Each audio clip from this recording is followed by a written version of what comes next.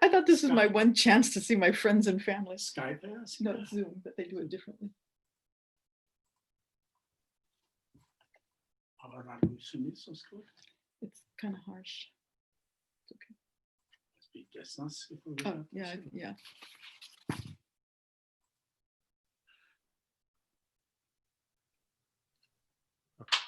So we're live on YouTube and we're live on Zoom and the participants are filing in. They can't hear us talking to each other, I They assume. can, yes. Oh.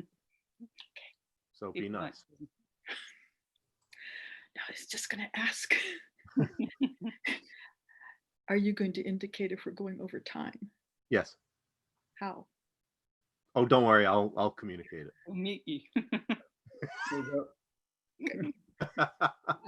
I will give you 2 more time. I should be only about 7 minutes or so, 6, 7 minutes. So I leave it to you to have more.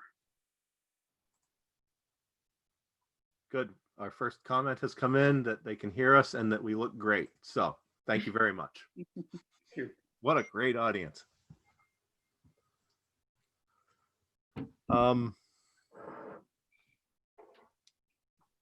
if you're ready, we'll begin. Good. Welcome. Welcome, everyone. My name is Mark Mamagonian. I'm the Director of Academic Affairs for the National Association for Armenian Studies and Research. And we're very happy to be partnering with our co-sponsors, the Arat Eskijian Museum in Mission Hills, California, and the Armenian Institute in London on this special event today concerning Leon Sermelyan's I Ask You, Ladies and Gentlemen, second edition. It's really wonderful to be able to shine a light on Leon Sermelyan and his work, his most famous work. I Ask You, Ladies and Gentlemen. This is the old copy, and we'll see a copy of the new copy presently. When I was growing up, that book was one of only a small number of Armenian-related books familiar to me on my parents' bookshelves, although I didn't actually read the book until much, much later. I didn't really know much about Sermelyan either until I worked with Paul Ignatius on his book, which Nasser published several years ago, called 5x3, 15 books by 3 great Armenian writers, one of whom is Leon Sermelyan. And Sermelyan was a very good friend of Paul Ignatius's family, and in particular of his father, Hovsep. So that gave me some real insights into who Sermelyan was as a person, as well as a writer. So what's remarkable about I Ask You, Ladies and Gentlemen, apart from its many qualities as a work of writing, as a work of literature, is that it somehow managed to become a significant success when it was published in 1945 by E.P. Dutton in the United States.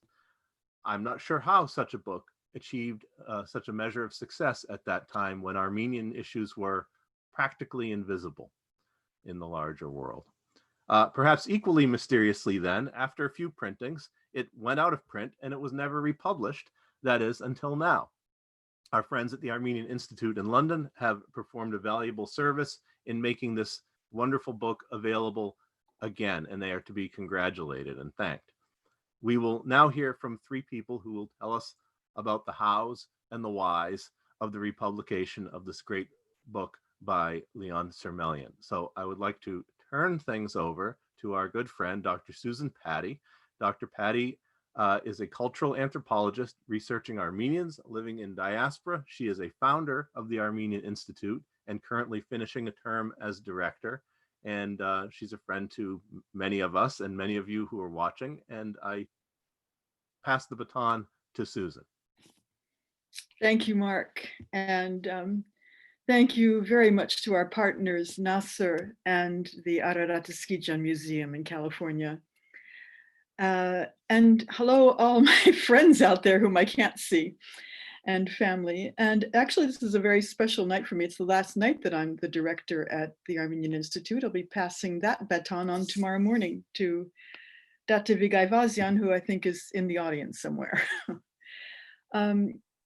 We're feeling very privileged to be here tonight, and thanks to everybody for accommodating our crazy hours. I guess we could have waited until 2 a.m. in the morning and put it on so you could do it at 7, but thank you for doing it early in your evenings and your afternoon for us.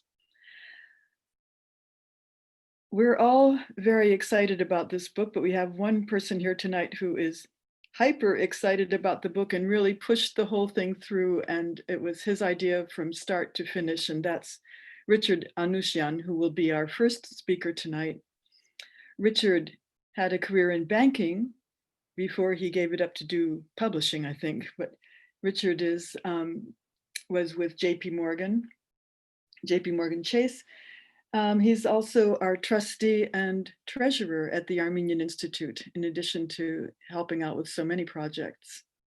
Richard has a degree in Arabic from Georgetown University and from a master's degree from Harvard in Middle East Studies. Following Richard will be Dr. Rebecca Jinks. Becky is our chair of the trustees at the Armenian Institute, and she is a lecturer in history at the Royal Holloway University of London. Becky has a number of different interests, including humanitarianism, gender roles. She has studied tattooed women. Tonight, she'll be talking about the historical context of the book and its value for historians. I just want to keep these brief so we have time to have questions afterwards. So I'm going to turn over now to Richard, who will tell us about how he managed to pull this whole thing together and get it published. Over to you, Richard. Thank you, Susan, and good afternoon, good evening, everybody.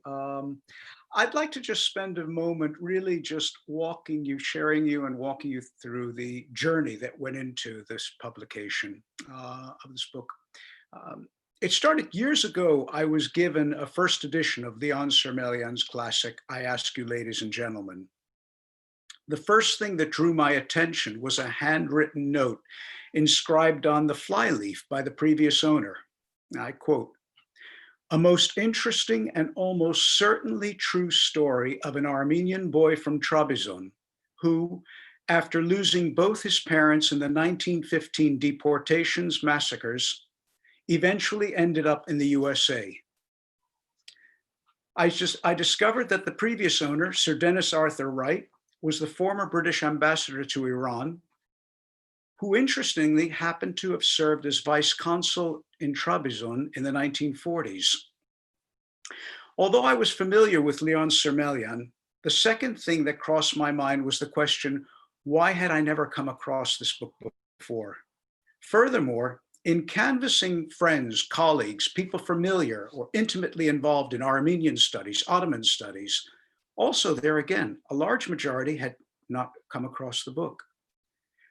So I was soon drawn into the personal journey of a 9-year-old boy, a heartwarming autobiographical account written in beautiful prose.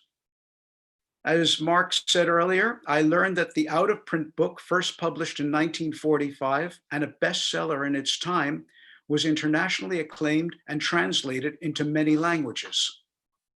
So the objective, the mission that we decided was, in working with the Armenian Institute, we decided to bring back into publication this long forgotten masterpiece for the benefit of new generations. The first little challenge was the copyright. Again, as Mark alluded to, it was published by E.P. Dutton in 1945. E.P. Dutton doesn't exist any longer. So it was Penguin Books to the author to finally, gratefully, the AGBU. And when we then got the green light then to republish this, and people were enthusiastic about it, a small team was assembled, and the strategy was basically twofold, very simple: to remain utterly faithful to the author's original text, while at the same time to provide the all-important historical context with an attention to detail. And by historical context, I mean an updated preface to demonstrate how this book is still relevant even in 2020. Maps outlining a young boy's journey throughout the eastern provinces in the Ottoman Empire. A glossary of terms, Turkish, Armenian, Greek. And in addition, very importantly, the photographs. And here we were lucky again. In one of the trips to Istanbul, we called on the folks in Aras Publishing, who interestingly had published a Turkish version of this 5 years ago. They very kindly put us in touch with a senior member of the family, the author's niece, Hasmik Sirmelyan. And over a period of 9 to 12 months, we corresponded, and she shared with us family photographs, narratives, captions, details, and the stories. So we were able to incorporate so much of what the book had with visual images. In addition to that, the family, we wanted to complement it with images of Trabzon, which were very, very important for the author. And that's in both phases, both in the pre-1915 phases, where he paints this wonderful, vibrant view image of a multicultural city. And afterwards, when he does go back home in chapter 10 and goes to the church and is rummaging through the abandoned Armenian possessions. Both Hushamadian and Nubarian were so helpful in allowing us to print some of the photographs that they had there.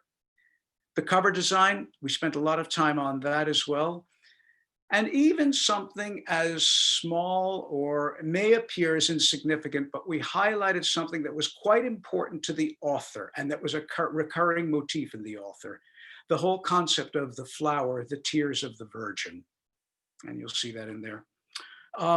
We benefited from some very powerful endorsements of the book. And even to today, even as the book now gets its place in public domain and gets out there, we continue to be surprised by little gems that further enhance and enrich the book. And I'll share one of these with you in chapter 20. When the author is our night in Istanbul, when the author is about to leave and go embark upon his life in the United States, his brother and friends take him out for a night on the town in Constantinople. And one of the friends that they mention quite often in that chapter is a young man student by the name of Ashod. We later learned that this Ashod happened to be Ashod Zoryan, the famous Armenian painter who settled in Egypt, who actually studied with Onig, his brother, in Vienna. So I guess in conclusion, this journey really was truly a team effort with everyone here involved in it, a shared passion and a labor of love. And I hope you all enjoy it. Susan, over to you. Thanks.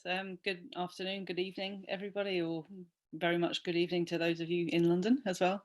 I'm just going to spend a little while as a historian, I suppose, responding to this book. I mean, it's for the historian, I think it's absolutely fascinating, and for three main reasons, really. That's how I've grouped my thoughts. And I'll start out by being quite unabashed in saying that it's fascinating because it's so beautifully written. Everybody says this, and it's very true. I think it's the most beautifully written of all of the Armenian genocide memoirs that I've actually come across. I mean, all testimonies, all memoirs, all accounts of the genocide, in whatever format, have value for the historian. They all give us thoughts, insights, and ideas. But Sirmelyan's gift for language, for creating a kind of palimpsest of experiences which are overlaid with his memories of his childhood and of the way things used to be, give us just such a rich insight into pre-war life, into the genocide, also into migration to America and to integration as well. It's that richness, that texture that gives the historian something kind of extra, really. But I think it's also fascinating because this book gives us the perspective of a child, and more specifically, the perspective of a young boy on the genocide. And so in some ways, for the historian, we can quite usefully pair this book with others like Kerop Padukian's The Urchin or Karnik Panyan's Goodbye and Torah. These are all young boys' experiences of the genocide. And beyond that, these three perhaps especially give the lie to an abiding idea of victim passivity, this damaging idea, or really an accusation, that Armenians kind of went meekly to their fate. These books give the lie to that. They also give the lie to a kind of generic victim experience of deportation, of hunger, of starvation, of abuse and murder. Instead, what these Semelian's book gives us is a story of escape, of dodging, of resistance, and he shows us how young boys in particular were often able to exercise their own agency. Girls of all ages had a particular kind of vulnerability, and there were gendered expectations of boys as well, being more able to look after themselves. So Semelian's especially is a very richly layered tale of escape and seized chances and shifting identities that he assumed and then discarded at the drop of a hat. And there's a lot of walking and running and scarpering going on in all of this. Just to give an example of what I mean, he ends up in basically what's a child market. He then persuades a local brigand to take him on. He's then deposited with a homeless person. He doesn't like that, finds a respected merchant to adopt him. He then rebels against this household, escapes before the merchant can have him arrested. He, en route, just walking along the road, meets a Greek woman who's traveling to a village in which he just happens to know a Greek family. He stays there 9 months under the name of Yanko. The other villagers think that he's a Greek boy. And then when the Russian forces liberate, he returns to Trabzon. He then goes to Batum to find distant relatives before receiving news that his family is still alive, returns to Trabzon. So there's more than too much more to recount than that, but I think you can gather the point that I'm trying to make. This is the tale of a highly independent young boy steering his own fate as best he could in the circumstances. And for the historian, only through survivor testimony can we access that kind of individual experience and incorporate it into our understanding of the genocide and how it unfolded. The third point that I then want to make, just to finish, is about the period in which this book was written and published. It's very much the historian's question. A good number of the chapters in I Ask You, Ladies and Gentlemen, were written and published in journals over the mid-1930s to the mid-1940s. And they were then pulled together into this book with some editing, minimal, but not that much. And so that accounts for some of the temporal gaps between the chapters in this book and the fact that it's not a unified, smooth, linear narrative like one might normally expect, which I think is a good thing. And so I want to focus as a historian on the eponymous last chapter of the book. It's titled, I Ask You, Ladies and Gentlemen. This essay was originally published in the Prairie Schooner, volume 13, number 2 in summer 1939. It's a 6-page essay, and the premise of it is that Semelian is drunk. It's New Year's Eve, and he's addressing his ladies and gentlemen. And he says, he realizes that he's a disgrace to this worthy American society, but he'd fight for America any time. And then comes the refrain that comes throughout this essay. But what can you do, he says, when, as he's doing, you reminisce about the places and the people that you knew in your childhood, which are now destroyed? It's the loss of whole worlds. And he gives a kind of eulogy to Trabzon and its mixed people and its food and its culture. And throughout, he's clearly kind of haunted by the past. It's bothering him, in his own words. And so as a historian, I can't help but notice that he's writing this on the eve of another war. Presumably he's writing in 1938 or early 1939, as Europe once again descended into brutal convulsions, as once again there were streams of refugees knocking on America's door and everywhere else too. And as once again, entire peoples were destroyed in genocide. And so it doesn't seem like coincidence to me that this book came out in 45 and this essay was written in 39. And for me, it only makes the book's themes, which are war, genocide, migration, refugees, all the more pertinent today. And so I'm going to end on that thought and hand over to Susan.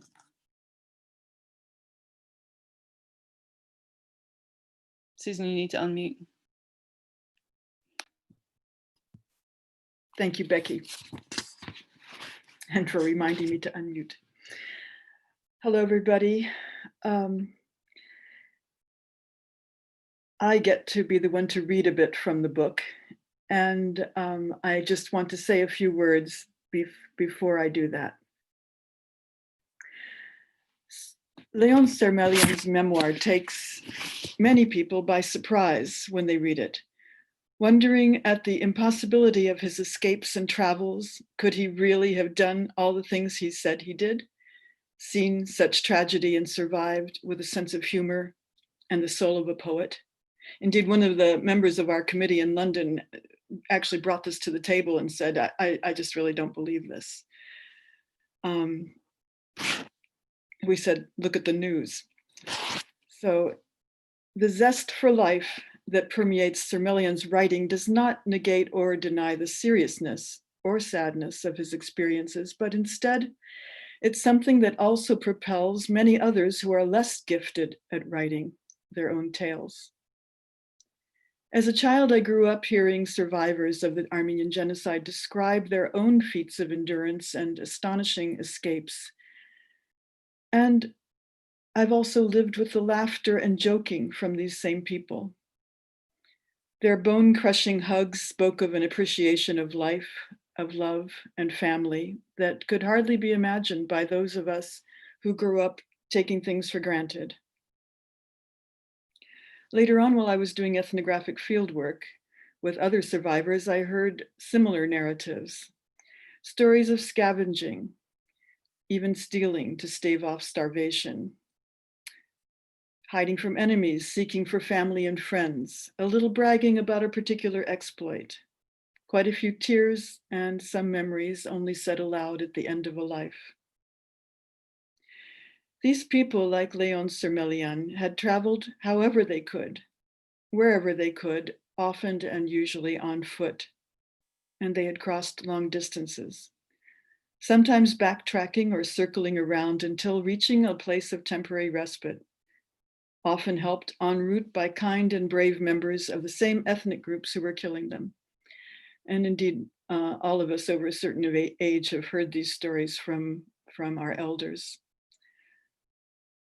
Today, unfortunately, we have hundreds of thousands of contemporary examples of people engulfed by war and other forms of violence. And thanks to modern media, we also witness the same audacity and courage of those struggling to survive, willing to try anything to escape their situations. And some of the more intimate documentaries also demonstrate how refugee children grow up and take on responsibilities for themselves well beyond their years. And for others, how they learn to grab and even create opportunities, assess their possibilities, move onward, and imagine new dreams. This is the world that Leon Sermelian describes with open-hearted gusto, but also with a more private, deep, and unveiled grief. The chapter sharing the book's title, as Becky mentioned earlier, embodies this discomforting contradiction. The ironic, witty tone of "I ask you, ladies and gentlemen," does not hide his anguish, but simultaneously it delivers a love letter to the disappeared world of his childhood and an ode of appreciation to the country that welcomed him and where he thrived. I have a small quote from what Becky was referring to. "There are millions like me tonight in free, happy America, haunted by these early years, which are always, everywhere, the happiest. The world is full of sorrow and memories, of stories that cannot be told, of poignant images that have no stories. Forgive me, ladies and gentlemen. I must have another drink." If other refugees had Leon Sermelian's talent for writing, many of their stories would share a similar combination of traits. Survival depends on luck, strength, and practical sense, but thriving surely requires all of this and more. As Sermelian also makes clear, the refugee child's quest had been nourished by his own family, but also by strangers, again, as mentioned by both Richard and by Becky, by Turks, by Greeks, by Kurds, by Armenians unknown to him, and in the US, by a farming family in Kansas, utterly different from his experiences.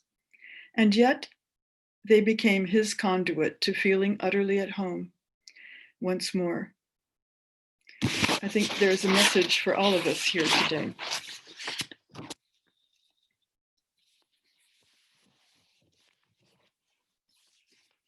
We have a bit of time, and I would like to read you. I think it would be great for you to hear. We've all commented on how we admire the writing of Sermelian. For me as an anthropologist, I also am really, really pleased to see the detail that he describes in such a lively fashion of life before the genocide. And in fact, throughout his travels in the genocide, during the genocide, he goes into terrific detail.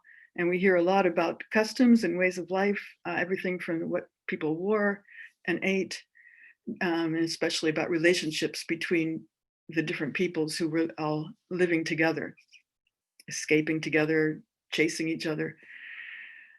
But to end tonight, I'd like to go back to a lot of us keep coming back to the same section as one of our favorites. And so I'm going to read to you the Maundy Thursday and Easter sections, Richard is laughing, of the book. When Sermelian was a small boy, probably, 8, let's call him 8 years. Oh, that's what I wrote down. He's 8 years old. Okay. So Levon is about 8 years old, and Leon, married to a Levon. Leon is about 8 years old and has spent the day at the hammam with his mother and sisters. And after about 4 or 5 hours there, as one does, they went to church in the late afternoon. Leon had newly joined the choir. So now I quote, "I put on my surplice, red, with a blue cape of velvet, and took my place in the choir, proud and self-conscious. I knew that my mother watched me approvingly from the women's gallery. While the prelate was being apparelled in the vestry, our precentor sang the stately and monumental hymn, 'O Mystery Deep,' with the rest of the choir humming a deep drone in antiphony."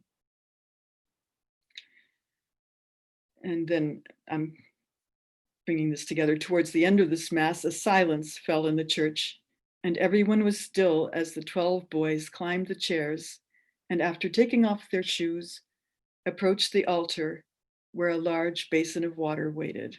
This is Maundy Thursday, remember, the washing of the feet. Again quoting, "I peeped out from behind the curtain to see my mother, grandmothers, aunts, and other female relatives who had come to see the prelate wash my feet. I was nervous, palpitating, but immensely proud. Not only could you hear a pin drop, so profound was the silence, but to use the Armenian idiom, there was no place to drop a needle, so large was the crowd. The prelate, who was a towering bishop, took off his crown and chasuble, and rolling up his sleeves, knelt humbly by the basin. I went to sit on the stool before him and held my foot over the basin.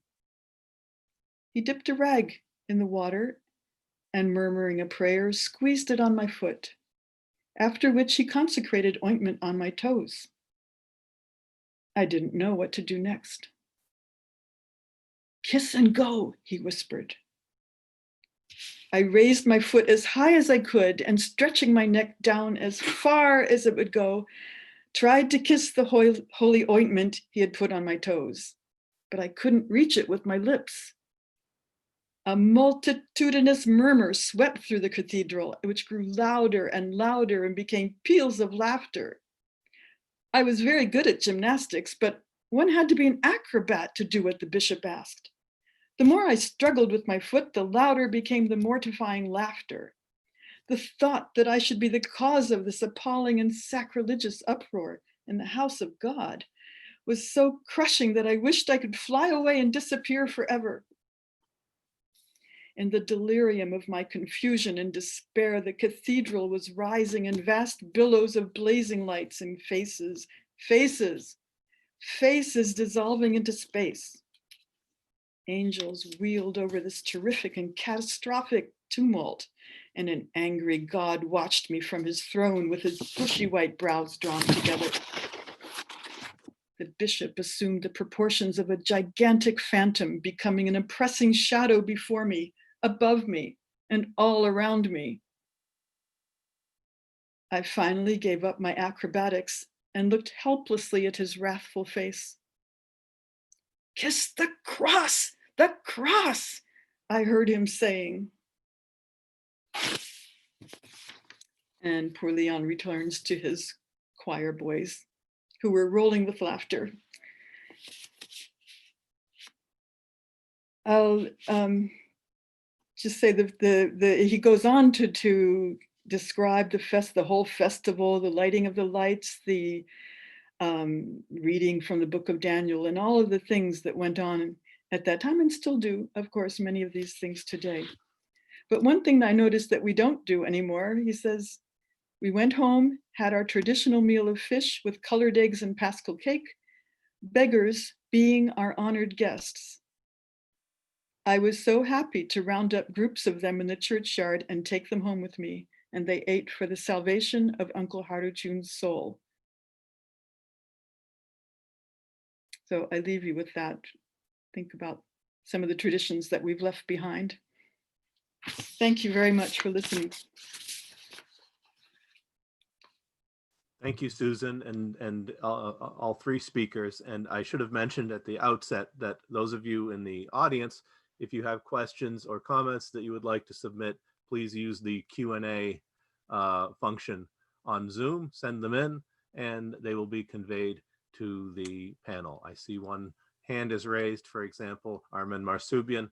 Armen, if you can hear me, please send in a question or comment, and hi. While that is taking place, I would like to just mention one thing. Dr. Jenks mentioned that, quite rightly, that the book in many ways exposes or gives the lie to the myth of Armenian lack of Armenian agency or utter passivity and so forth in the face of the genocide. It also gives a lie to the idea that Armenians either didn't, wouldn't, or were incapable of telling their own stories, or that they only started to do so after 1965, or only started to do so in imitation or of other groups. And of course, Armenians didn't publish huge numbers of memoirs in English before the past several decades, even 50 years, but they did publish some. And of course, with the greater number of Armenians becoming writers, more memoirs and books appeared. But there are some very high quality books, even from the 20 years after the genocide that culminates in 1945 with the publication of I Ask You Ladies and Gentlemen. So Armenians told their story as they were able to, and not everyone had access to an E.P. Dutton.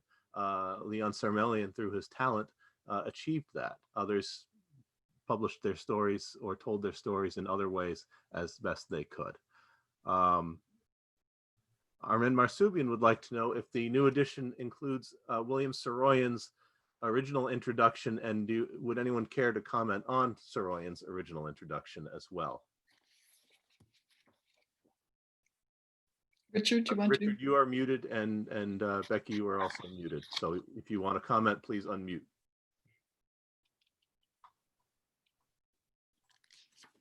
While they're unmuting, I'll just say, yes, it is included, definitely, and we're very happy to have it. And of course, Saroyan, as Armen probably knows, it is highly complimentary about his writing skills and talks about it as a very lyrical book, which indeed it is. Yes, I mean, that was the other thing I was going to say. It was included. It was in the original. We kept it in there. And what struck me was at that time also, someone like Saroyan, who was establishing himself as well, had seen that this man had talent. There was talent in this man's being able to narrate a story like this. That's what struck me on that someone like him, the endorsement that Saroyan gave him. It's an endorsement, and it's also an exploration of what he does. It's only one page, but it's really very dense. He praises it highly, but he also says, "It is a story without hate, for hate and death are partners, and this is a story of life." And I think that really says it in a nutshell, about this book, really. Would anyone like to comment on Sir Melian's other works as a writer? Because this is, of course, not his only book, although it is certainly his most famous book. Well, his other books are his rendering of the Legends of Sassoon, of course, and then his Three Apples Fell from Heaven. I don't know these as well as I know this one, because we know this one intimately at this point, and there are probably people in the audience who know. And of course, the writing book. I would love to have taken a writing course from Sir Melian. He must have been an amazing teacher, certainly a good example. But yeah, Richard. The other thing I would add to that, Mark, would be his first work was really a book of poems. Yeah. And it was in Western Armenian, Zavart Luis. And it was in Western Armenian, very, very highly acclaimed, commented by Vahan and so forth. And it was these poems and so forth that he was writing that also encouraged, they wanted him to go to further his career in poetry in France and so forth there. He wrote in Armenian until he got to the United States, and then he shifted into English. And he never wrote in Armenian again. So there's a very interesting story and narrative to be looked at there as well, looking at Zavart Luis. And Zavart Luis also, there are a lot of the poems are on nature as well, and the beauty of nature, and he talks about that. He wrote an interesting novel called 98.6 also, which is not so well known, but and not Armenian in its subject matter, but a very interesting book, also out of print and hard to find. Another question wonders if we know the circumstances that brought Sir Melian to the United States and how he was able to break into the American literary world, which, as we heard, he was able to do even by the 1930s when he was publishing portions of the book. Could I just say a word about the beginning part of that? Because I think it's a mystery to us how he broke into Hollywood as well as the publishing world. But he wanted to be a farmer. He wanted to be a leader in agriculture, I should say, not just an ordinary farmer, but he thought that by studying agronomy, which is why he went to Kansas, when others wanted him to stay first in Constantinople, Istanbul, and then in New York and join the artists club. He insisted on going into the middle of Kansas and studying agronomy. Now, I would guess that there might be people in our audience tonight who perhaps have even met Sir Melian and may know some of this. So it would be very interesting I wish that we were in the same room and we could hear some of their comments. At one point, Vahe Berberian told us he had been to his funeral. And these are all things that fascinate us totally. We'd love to know more. Richard, do you want to say another? Mark, I think the interesting thing on the career path was he was a gifted poet and he wrote beautifully. And this was recognized by Vahan Tekeyan and the head of the Getronagan. And there was one of the chapters, they take him out to a Greek restaurant in Constantinople. And they try to convince him to continue this career in poetry, and he has a future in it. They offer him a scholarship in Istanbul, and then further his studies in France as well, which at that point in time was very uncommon to have something like this. He, though, counteracts all of this in his own mind, and he says, what good are words in rebuilding Armenia? And he even, not to their faces, but as he's walking away, he turns down their offer. But as he's walking away from the restaurant, he thinks to himself, when these poets went to the Paris Peace Conference, he goes, what good were your words then? So I'm going to pursue a career which will rebuild Armenia and contribute to it. So he gets to Kansas. He's a benefactor there in the organizations there. He gets a scholarship to the university there. He tells his mates that evening that he doesn't even know where Kansas is. He said it's this rectangular state in the middle of the United States. But he goes there, he finishes the degree, and then he ends up in California then afterwards. And then it was then that he starts doing some of this work. But I think the literary career, as Becky alluded to earlier, is when he started writing a number of articles for Louis Adamich, okay, Common Ground, I think it was called there. And there then this started weaving together, and his ability to write came out then, and be able to do that. There's a question about the process of republication. Did you seek to do it at any particular to coincide with an anniversary, or did you aim to do it for 2015 and it took longer, or did it just happen organically? Richard, you should answer that one. There was no real timeline or anything to it. No, we were all, I had read it, and colleagues then, I got fired up about it as well. We were all sharing the same passion. And then there was this child, it just self-propelled, it did. So there was no real timeline or anything like that.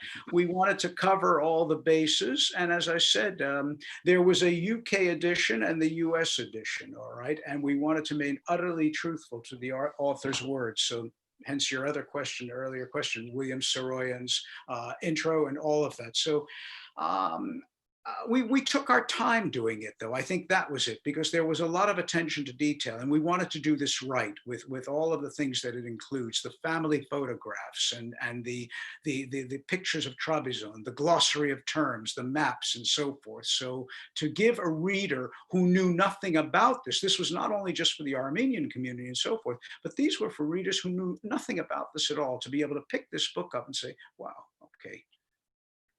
So no, I guess it was just to get it out there, though. Mm-hmm. The question also asks, is there any connection to what's going on now? And I just want to add to that. All the way through, I remember us talking about, the quality of the book, but how resonant it is with, the refugee crisis, migration, genocides that are going on today. So I think we were always just very aware of that. And while we were thinking about how to sell the book to publishers or to reading lists, how to get it into university libraries and so on, we were always thinking about the kind of market that it might hit these days. And so, yeah, it wasn't part, as I understand, of why we decided to publish now and then, but it certainly does have its resonances, and we were always aware of that. And the American and the British editions that were published in the 40s are otherwise identical to each other for the most part. 99.9% identical. The British has a little bit more in it. There's a couple of paragraphs, a couple of things. So he had a year to look at it and reflect on it. So the British edition is everything that the American was, plus a little bit. Paragraphs here or there or so, but very, very little, not much. And we used that edition because we just felt as though if he were to be doing this now, which one would he have wanted then? Having reflected 1 year, it was done in 46. And how was it received in America and in Britain among critics? Now, in 1945, 46. In 1945, Mara, this is the thing that makes it even more surprising that it just disappeared. It came out in May of 45, the first printing. The first printing was sold out. June was the next printing, sold out. And again in July, a third printing. So it was a bestseller in 1945.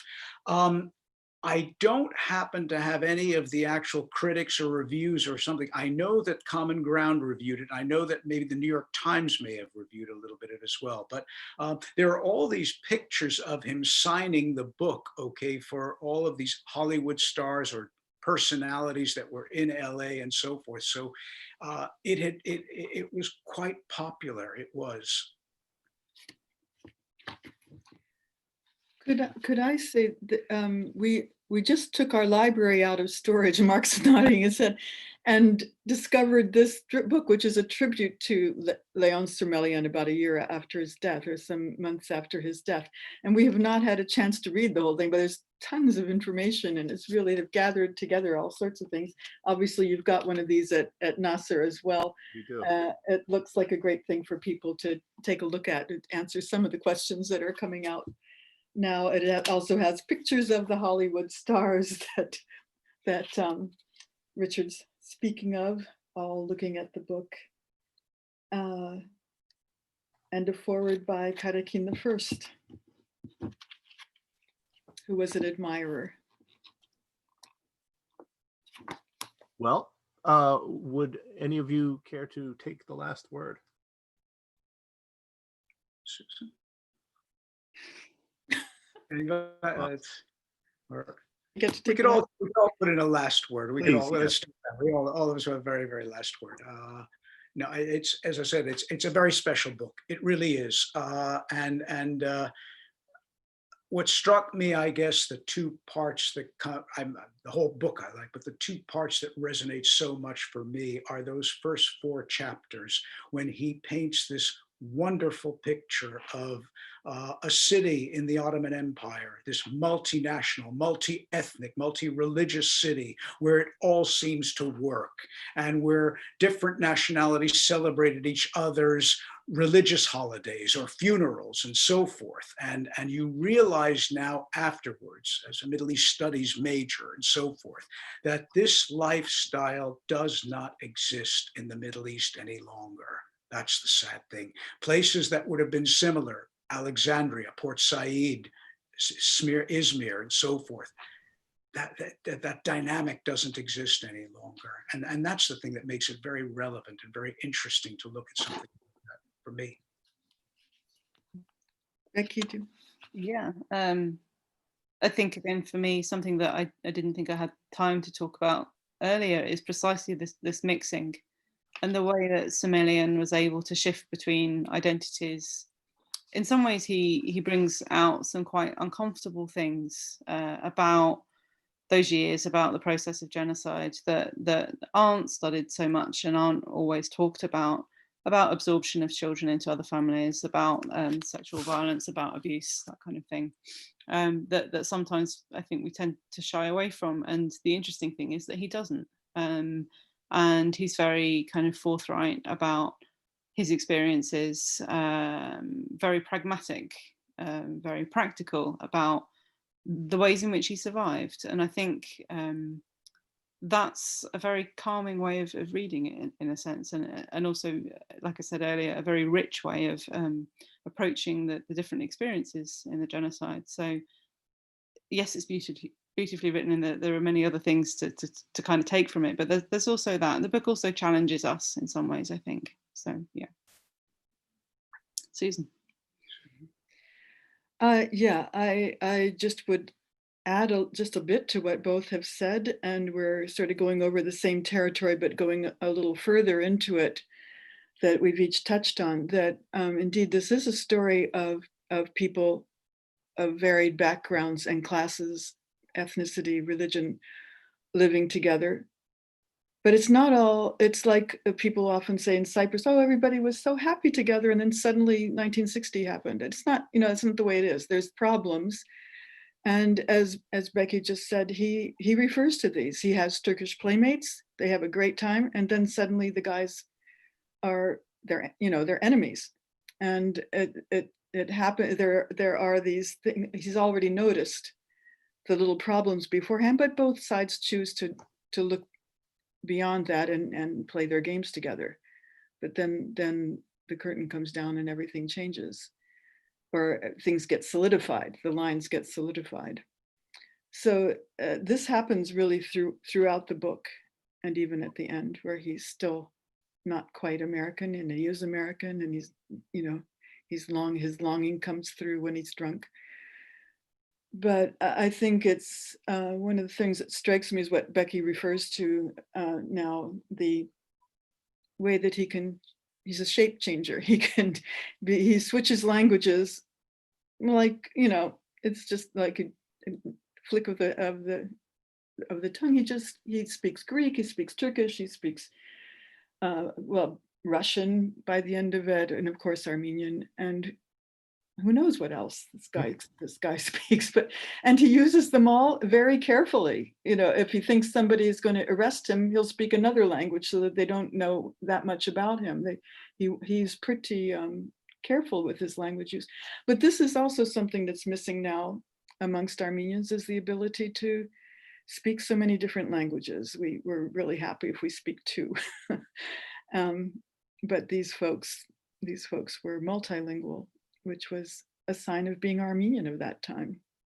So I think we see a lot of different changes in Armenian life before and after the genocide, but also just the class differences that come out here do come out in some other memoirs.